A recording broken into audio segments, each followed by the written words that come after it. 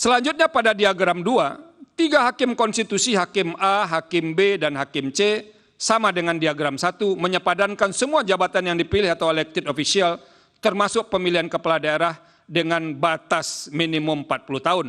Artinya ketiga hakim tersebut memasukkan semua jabatan yaitu presiden, wakil presiden, anggota DPR, anggota DPD, anggota DPRD, gubernur, wakil gubernur, bupati, wakil bupati, wali kota dan wakil wali kota sebagai padanan alternatif usia minimal 40 tahun.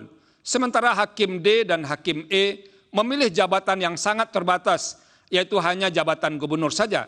Sama halnya seperti diagram 1, hakim yang berada dalam gerbong mengabulkan sebagian tersebut, titik temu atau arsiran dalam mengabulkan sebagian di antara mereka berlima juga hanya berada pada jabatan gubernur.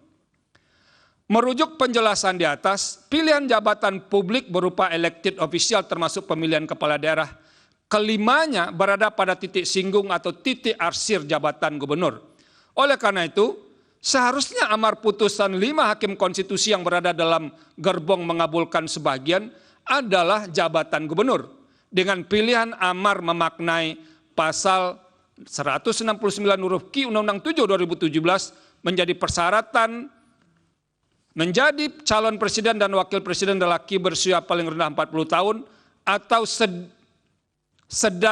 pernah menduduki jabatan yang dipilih melalui pemilu termasuk pemilihan kepala seharusnya bertolak atau tidak tertolak atau tidak terterima oleh makna mengabulkan sebagian dari hakim D dan hakim E. Artinya dengan menggunakan model arsiran Venn di atas, amar putusan aku menyatakan persyaratan menjadi calon presiden dan wakil presiden adalah Q berusia paling rendah 40 tahun atau pernah sedang menduduki jabatan yang dipilih melalui pemilihan umum termasuk pemilihan kepala daerah sesungguhnya hanya didukung oleh 3 hakim konstitusi saja. Oleh karenanya, amar putusan aku seharusnya hanya menyangkau jabatan gubernur saja sebagaimana menjadi titik temu di antara kelima hakim konstitusi tersebut.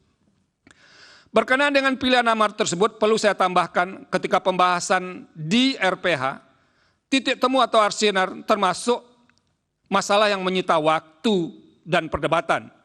Karena perdebatan yang belum begitu terang terkait masalah amar tersebut, ada di antara hakim konstitusi mengusulkan agar pembahasan ditunda dan tidak perlu buru-buru serta perlu dimatangkan kembali hingga Mahkamah in casu 5 hakim konstitusi yang berada dalam gerbong mengabulkan sebagian benar-benar yakin dengan pilihan amar putusannya.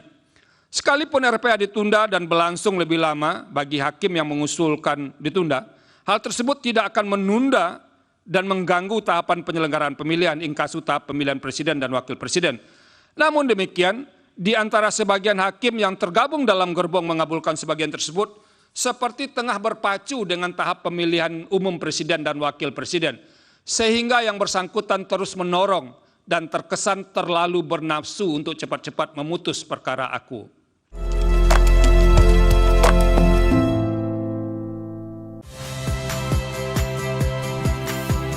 Saya Iriana Mardanus.